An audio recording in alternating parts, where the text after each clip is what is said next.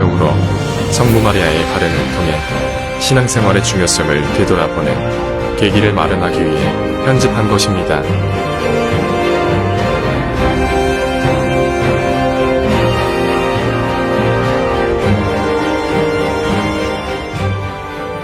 파티마는 20세기에 들어서 교회가 정식으로 인정한 첫 번째 성모님 발현 장소가 되었습니다. 그러면 파티마에서 성모님께서 3명의 목동들을 통해 전 세계에 주신 메시지는 무엇이었을까요? 파티마 메시지의 내용은 다음에 4가지로 요약될 수 있습니다. 첫째, 매일 각자의 의무들을 충실히 이행하며 각자의 성소, 즉 주어진 생활 상태에 맞는 순결한 삶을 사는 것입니다. 둘째, 항상 기도의 생활을 하며 특별히 묵주신공을 많이 바치라고 하셨습니다. 셋째, 영성체로서 세상의 죄악을 기워 갚을 것, 특히 매월 첫 토요일에 성모 성심이 받으시는 고통들을 기워 갚기 위해 성체를 받아 모실 것을 부탁하셨습니다. 넷째, 모두들 자신을 티없는 성모 성심께 봉헌하라고 하셨으며 갈색 스카플라를 몸에 착용하라고 하셨습니다. 우리는 이와 같은 성모님의 요청들을 받아들였습니까? 그러지 못했다면 지금부터라도 받아들여야 하지 않을까요? 같은 내용의 메시지들을 더욱 강조하여 되풀이하시며 성모님께서는 세계의 다른 장소들에서도 발현을 하셨습니다. 벨기에의 보랭. 벨기에의 보랭에서 성모님께서는 1932년 11월 29일부터 1933년 1월 3일까지 35회에 걸쳐 발현하셨으며 이곳에선 황금색 심장의 동정녀로 알려지셨습니다. 5명의 어린이들이 성모님을 뵐 수 있었는데 여기에서도 파티마에서처럼 기도와 희생 그리고 티 없으신 성모 성심께 대한 신심이 강조되었습니다. 또 모든 은총의 중개자로서 성모님께서는 죄인들을 회개시킬 것을 약속하셨습니다. 그리고 발현 장소에 순례자들을 위한 소성당을 지을 것을 부탁하셨습니다. 보랭의 발현이 끝나자 곧 성모님께서는 다시 벨기에의 바느를 찾아오셨습니다. 벨기에의 바느.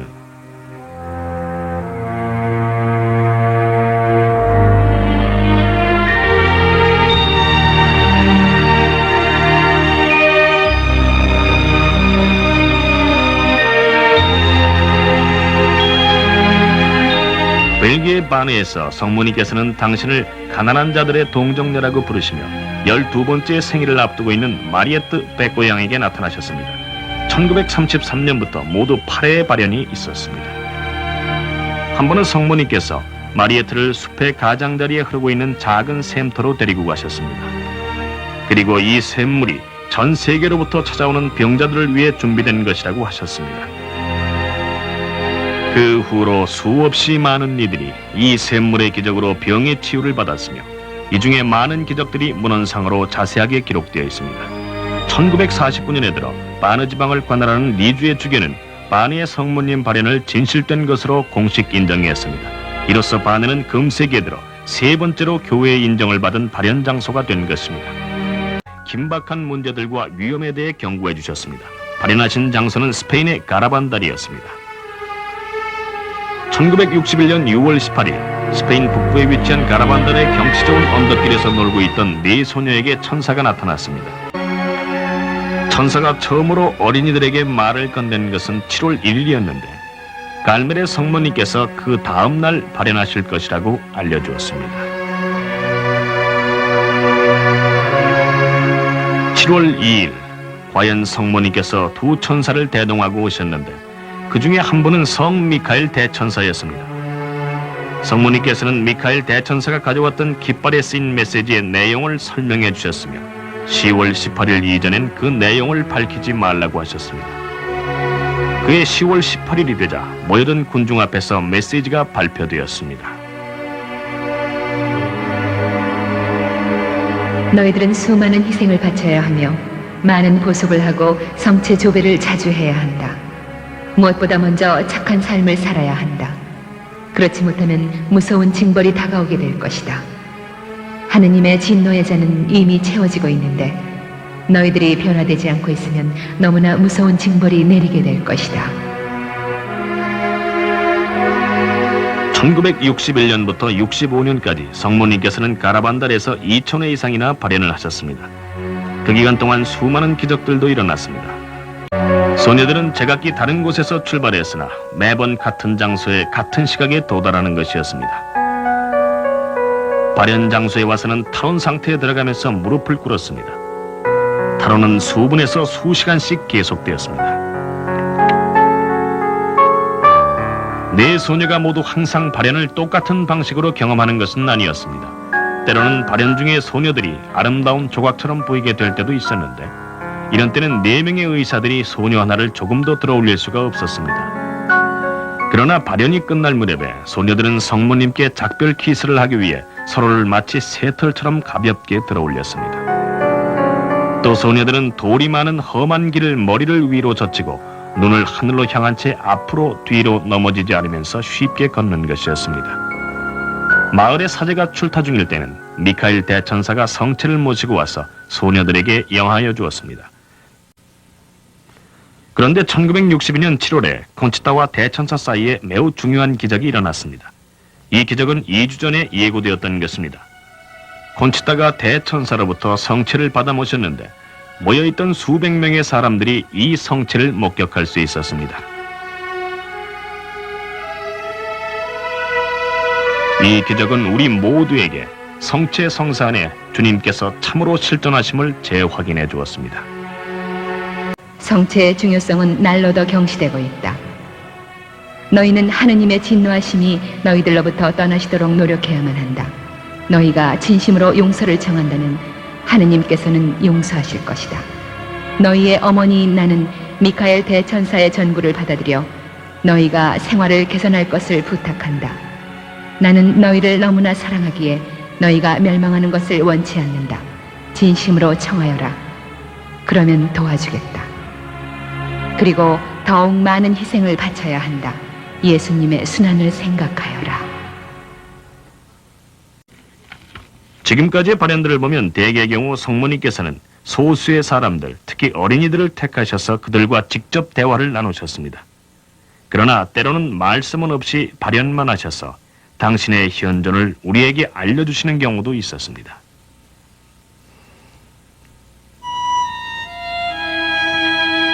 에집트의 자이툰. 1968년 4월 1일 밤, 성모님께서는 성마리아 kop틱 정교회 성당 지붕 위에 찬란한 빛의 모습으로 나타나셨습니다. 성모님께서는 때로는 올리브 나무 가지를 쥐고 계시거나 십자가를 쥐시고 성당 꼭대기 주위에서 움직여 다니십니다. 또 어떤 때에는 십자가 앞에서 머리를 숙이시기도 하고 밑에 모여있는 사람들을 축복하기도 하셨습니다. 성모님을 목격한 사람들은 여러 가지 다른 계층과 다른 직업 출신들이며 종교도 가지각색이었습니다. 신자들과 비신자들이 함께 성모님을 배우는 것입니다. 성모님은 여러모로 조금씩 다른 모습으로 나타나기도 하셨으며 갖가지 색깔의 빛으로 쌓여 있었습니다. 이곳에서의 발연 동안 병고침의 기적들도 일어났으며 이러한 기적들은 의사들과 과학자들로 구성된 위원회에 의해 검사되고 확인되었습니다. 1968년 5월 5일 kop틱교회의 총주교 키롤리스 6세는 교황청 주재 사무실을 통해 다음과 같은 성명서를 발표했습니다. 복되신 동정녀 마리아께서는 카이로의 교회 자이툰에 있는 성마리아 kop틱 정교회 성당에서 여러 차례에 걸쳐 발연하셨다. 자이툰에서의 발연은 2년 이상 계속되었습니다. 보통 일주에 2, 3회 나타나셨고 첨례날이나 첨례날 전야에 가장 많이 발연하셨습니다. 발연은 짧게는 수분에서 길게는 8시간 정도씩 계속되었습니다. 발연을 보러 온 사람들의 수는 약 25만이나 되었습니다.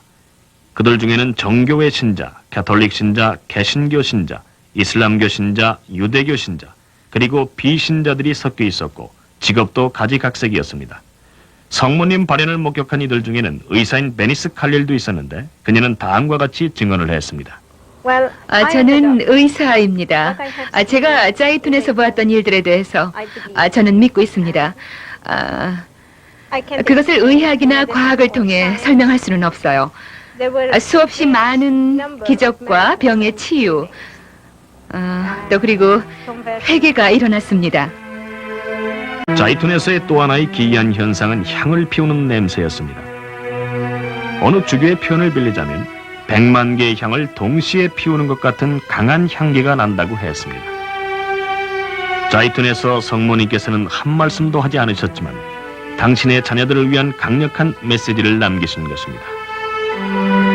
성모님의 침묵은 그리스도교인뿐 아니라 당신의 모든 자녀들에 대한 당신의 사랑에 찬 염려를 뜻하는 것은 아닐까요? 자이툰에서 비롯된 수많은 결실들은 당신의 강력하신 현존에 대한 증언이라고 볼 수 있을 것입니다.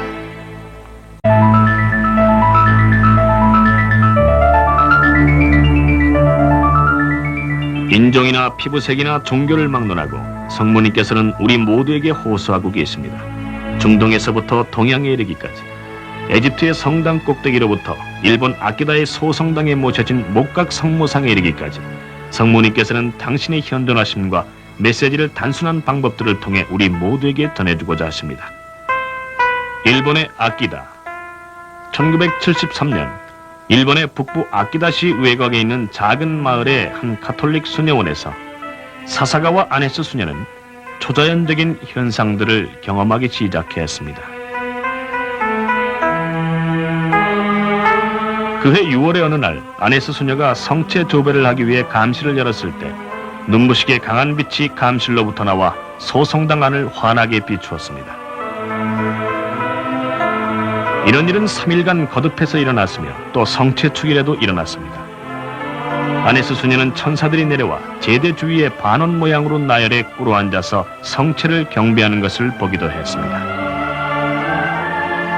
같은 달 예수 성심 축일 전야에 사사가와 수녀가 병원에 있는 동안 그녀의 호수천신이 나타났습니다. 천사는 다음과 같은 파티마의 기도문을 묵주신공의 매단 끝에 바치도록 가르쳐 주셨습니다.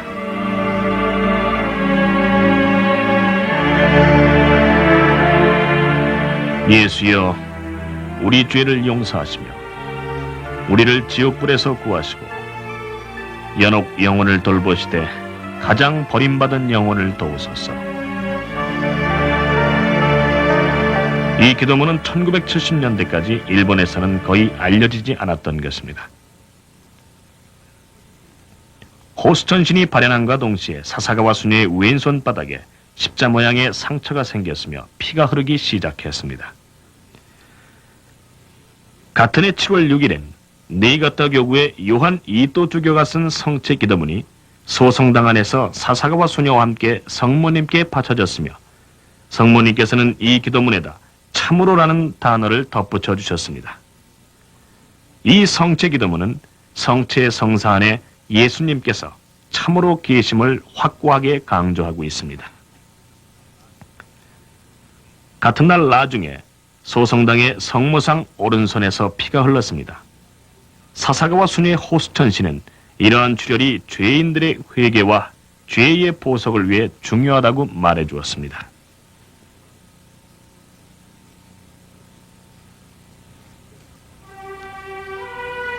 (1973년 9월 23일) 성모님은 얼굴에서 발까지 땀을 흘리셨습니다. 양눈에서는 눈물이 쏟아져 나와 얼굴을 적셨으며 소성당 안에는 달콤한 향기가 가득 찼습니다. 이러한 현상은 거듭거듭 일어났으며 많은 이들이 이를 목격했습니다. 이또주교는 이 눈물을 유명한 대학교에서 검사하도록 주선했습니다. 테스트의 결과는 이 눈물이 사람의 눈물이라는 것이었습니다. 성모님은 도합 101번 눈물을 흘리셨습니다.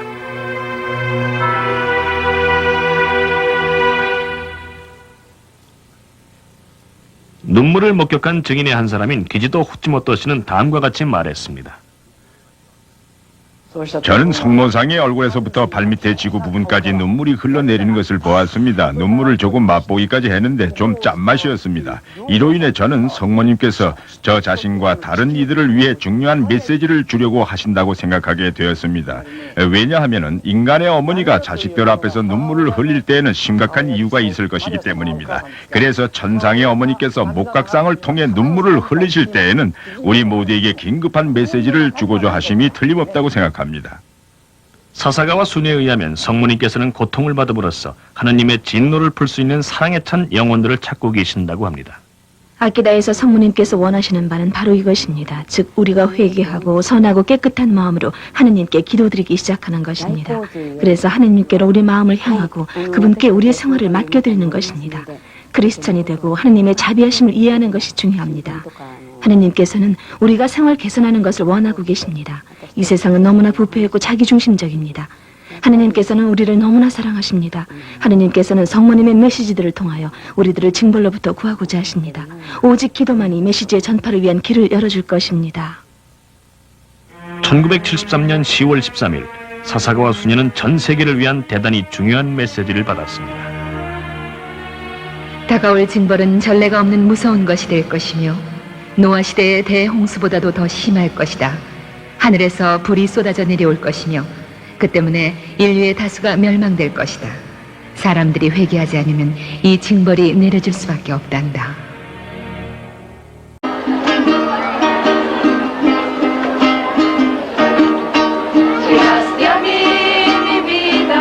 베네수엘라의 베타니아.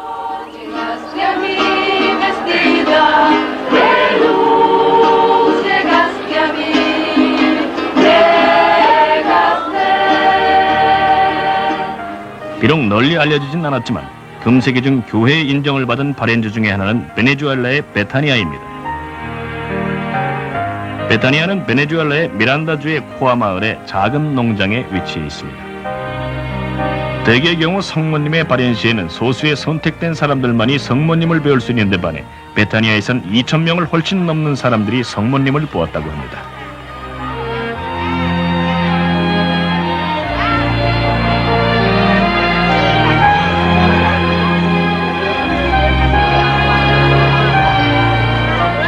성모님께서는 갑자기 빛에 쌓여 나타나시며 그때는 달콤한 장미 향기가 나는 등 초자연적인 현상들이 일어났습니다. 여기에서는 사람들이 타로남이 없이 발현을 볼 수 있었습니다. 또 동정녀께서는 늘 같은 모습으로 나타나시는 것도 아니었습니다.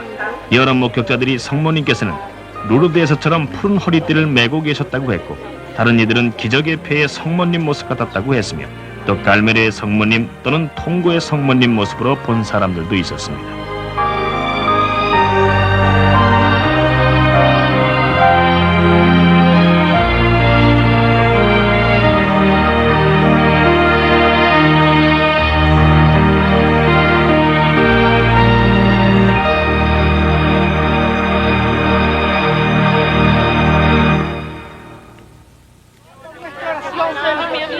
(1976년 3월 25일) 성모님을 처음으로 배운 사람은 5명의 자녀를 둔 어머니여 또 예수님의 오상을 받은 마리아 에스파란자 비앙키니 부인이었습니다. 이 부인은 자기 전생에 걸쳐 성모님과 성인들의 사적인 발현을 보아온 사람입니다. 비앙키니 부인은 베타니아에서 국가들과 민족들 간의 화해자란 명칭으로 자주 발현하시는 성모님으로부터 메시지를 받은 주요 인물입니다.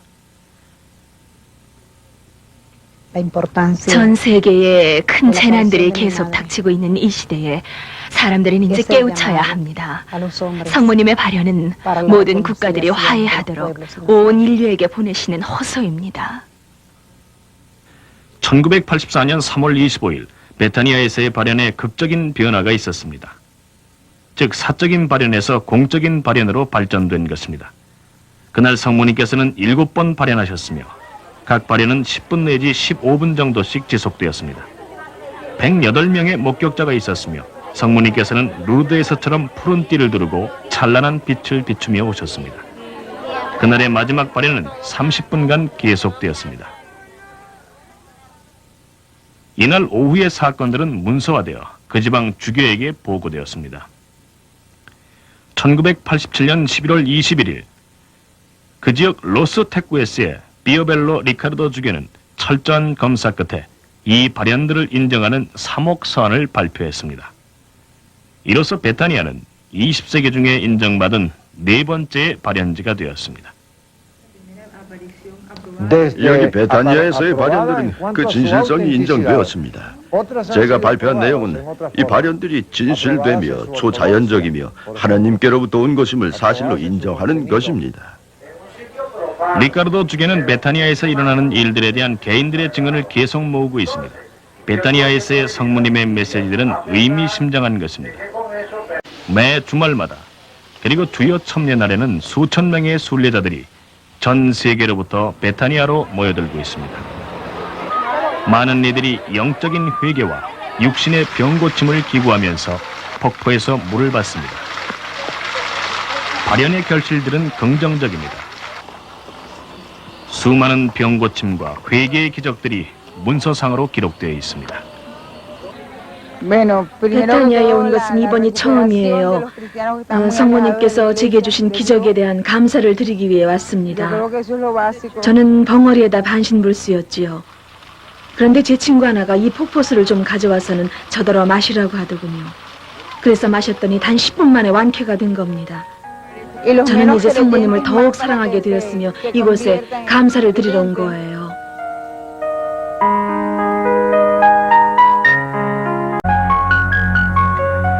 금세기 말기에 와서 왜 이토록 성모님 발현의 횟수가 증가했을까요?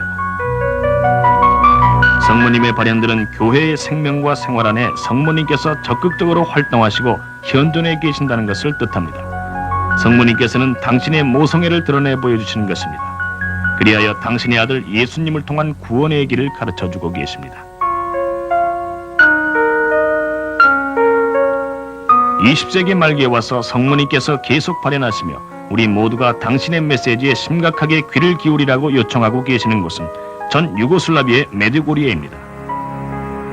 전 유고슬라비아 공화국의 중서부에 위치한 아직 문명의 손길이 잘 뻗치지 않은 크로에시아계의 산악도시 메드고리아에서 평화의 모 마리아란 칭호 아래 천주의 모친께서는 우리의 현 세계에 대단히 중요한 메시지를 주고 계십니다.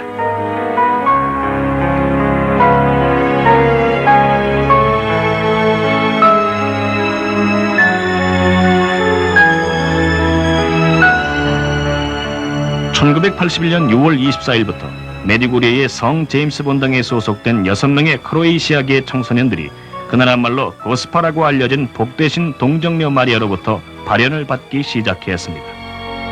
메디고리아란 단어는 산들 사이에 위치한 곳이라는 뜻입니다. 이 6명의 젊은이들은 비츠카 이방코비치 양, 미리아나 드라기떼비치 양, 마리아 파블로비치 양, 이반 드라기떼비치 군, 이방카 이방코비치 양, 그리고 야코브 촐르군입니다. 그들은 시간과 공간에 대한 모든 감각을 잊어버리는 탈원 상태에 들어가면서 성모님을 우리와 같은 3차원의 모습으로 보게 됩니다. 이태리의 밀라노와 프랑스의 몽펠리에 대학교들로부터 온 의학자들과 과학자들이 철저한 검사와 실험을 거쳐 이들의 탈원 상태가 거짓이거나 병적인 상태가 아니라 진정한 것이란 결론에 도달했습니다.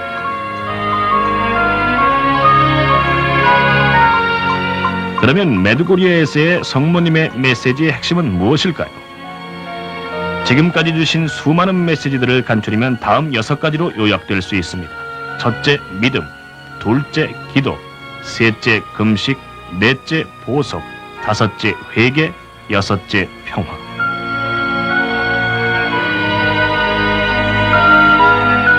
평화의 모이신 성모님께서는 거듭거듭 반복하여 기도하라, 기도하라, 기도하라고 말씀하셨습니다. 쉬지 말고 기도하여라. 시련 중에서 기도하고 회개를 위하여 기도하며 함께 모여 기도하고 사탄의 공작들을 무력화시키기 위해 기도하여라.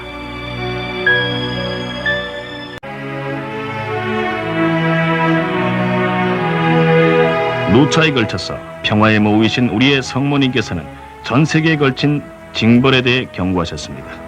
우리는 기도, 금식, 신앙 및 회개로서 이 징벌들을 피할 수 있다고 하셨습니다.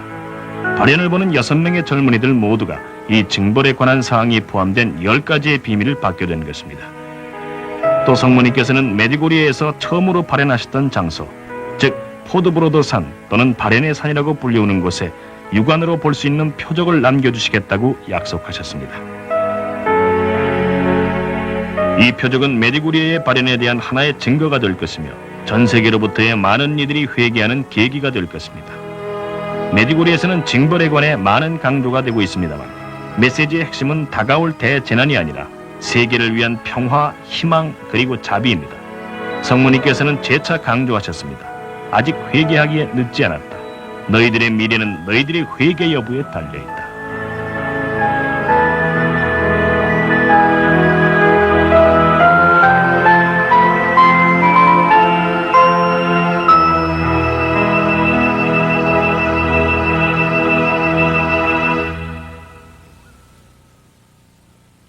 전 유고슬라비아의 산악지대로부터 아프리카 대륙의 장글에 이르기까지 예수님께서는 당신의 어머니를 보내시어 인류를 위한 메시지를 주고 계십니다.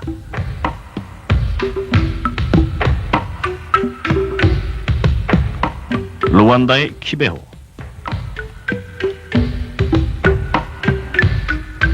아프리카 대륙 루안다의 키베호에서 성모님께서는 긴급한 메시지를 주셨습니다.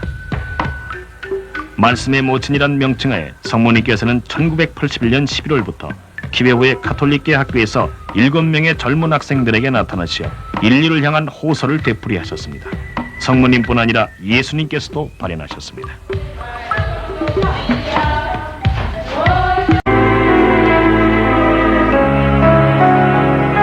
지난번 발현 때 성모님께서는 오늘 정오에 여기 기숙사가 있는 곳에서 다시 발현하시겠다고 약속하셨습니다.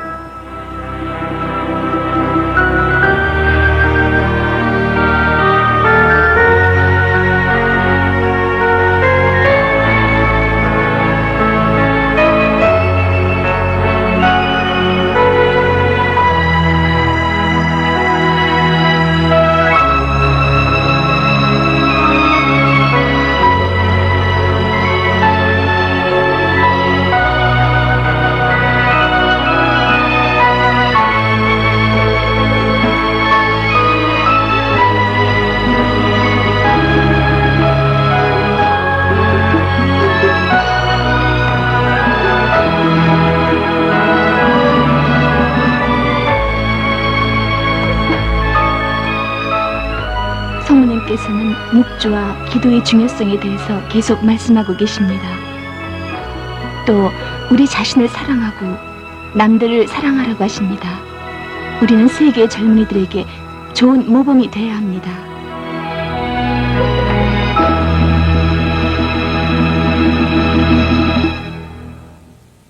발현을 받는 7명 중에 한 명인 엠마누엘 세가스타샤에 의하면 키베호에서의 가장 중요한 메시지는 죄인 뉘우침과 예수 그리스도께서 다시 오실 것에 대비하는 것입니다. 예수님께서 콩밭에서 일하던 그에게 발현하시기 전엔 엠마누엘은 비신자였습니다. 예수님께서는 그에게 주의 기도를 직접 가르쳐 주셨고 묵주 신공 바치는 방법도 설명해 주셨습니다. 주님께서는 세상의 구원을 위하여 우리가 당신의 고통과 일치되어 고통받는 것의 가치에 대해 가르쳐 주셨습니다. 예수님께서는 우리가 생활을 개선하고 죄를 저버리며 우리 자신의 죽음과 세상의 종말에 대비해 기도하고 준비해야 한다고 하셨습니다. 우리는 아직 시간이 있을 동안 준비를 해야 합니다. 준비를 잘하는 사람들은 천국으로 갈 것이며 악을 행하면 더 이상의 희망을 가질 수도 없고 하소연도 할 수 없는 상태로 자신들을 스스로 밀어넣게 될 것입니다. 선을 행하고 기도를 하는 더 이상의 시간을 잃어서는 안 됩니다. 남은 시간은 얼마 되지 않으며 예수님께서는 곧 오실 것입니다. 엠마누엘은 아프리카 전역을 다니며 믿는 이들과 아직 믿지 않은 이들에게 예수님과 성모님의 메시지들을 전하며 복음화 활동에 전념하고 있습니다.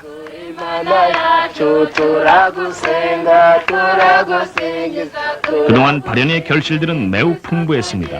사제직 및 수도직의 지원자들이 늘었고 루안다 국민들 사이에 신심의 열기가 타오르고 있습니다. 발현의 결과로 이 나라는 마리아를 통하여 예수님께 공식적으로 봉헌되었습니다. 우리는 이러한 회개의 메시지들에 귀를 기울이고 있습니까?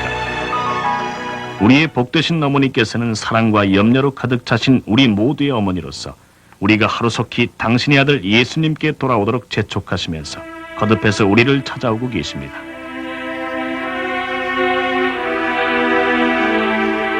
우크라이나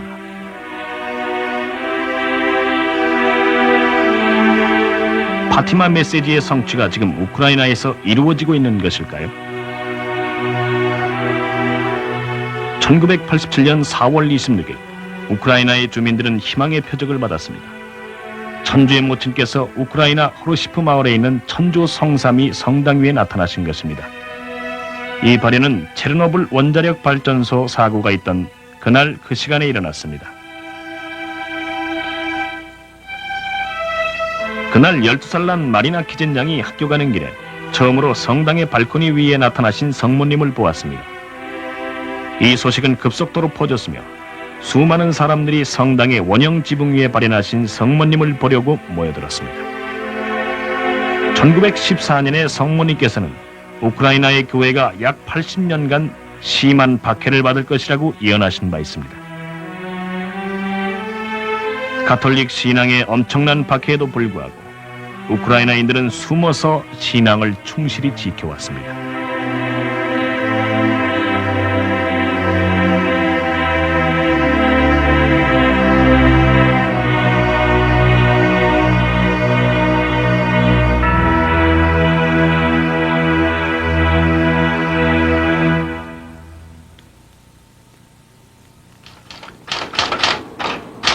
요셉 테레일라는 이러한 역사를 보아온 산 증인이며 가톨릭 신앙 때문에 23년간이나 옥중 생활을 하다가 지금은 캐나다의 망명에 와서 살고 있습니다. 러시아의 아주 먼 지역에서 온 이들을 포함하여 수만 명의 사람들이 성모님을 보았고 또 성모님의 말씀을 들었습니다.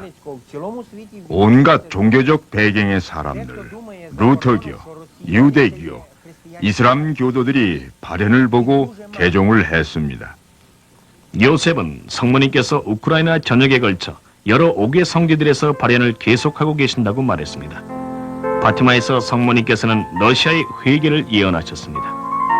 1917년 파티마에서부터 시작하여 1990년대 우크라이나에 이르기까지 우리의 천상 어머니께서는 우리 모두에게 긴급한 메시지를 분명하게 주고 계십니다. 성모님께서는 당신의 사랑하는 자녀들인 우리 모두가 너무 늦기 전에 통회하고 기도하기를 간곡히 청하고 계십니다. 우리에게 그 길을 알려주시기 위해서 우리에게 오신 것입니다. 성모님의 발현 역사 전체를 통하여 성모님께서는 같은 요지의 메시지를 주고 계십니다. 장소와 발현을 받는 사람들과 문화적 배경은 다를지라도 성모님께서 천국으로부터 지상에 있는 우리들을 사랑으로 찾아오시는 주요 목적은 항상 같습니다. 성모님께서는 잠자고 있는 우리들의 마음을 일깨우고자 하십니다. 우리들의 눈으로부터 비늘을 떼내고자 하십니다. 우리의 수많은 죄악들에도 불구하고 하느님의 자비하심과 사랑이 계속되고 있음을 깨우쳐 주고자 하십니다. 우리들은 인류 역사에서 극히 중요한 이 시점에 처하여 선택의 기로에 놓여 있습니다.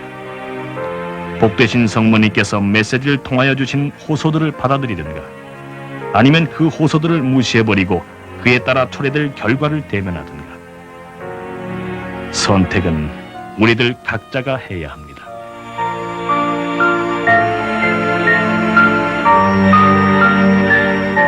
나의 사랑하고 사랑하는 자녀들아, 이 너희 어머니는 너희를 사랑하며 너희가 기도의 생활을 할 것을 간곡히 청한다. 나의 사랑하는 자녀들아, 나는 지칠 줄 모르고 너희들을 부르며 너희가 나의 마음으로부터 멀리 떠나가 있을 때에도 계속 너희를 부르고 있다. 떠나가서 방황하고 있는 자식들 하나하나를 위하여 나는 심한 고통을 받고 있다. 너희에게 간청하건대 하느님께 너희 자신을 완전히 맡겨드리도록 하여라. 그리고 내가 주는 메시지들을 실천하여라. 진심으로 청하여라. 그러면 들어주겠다.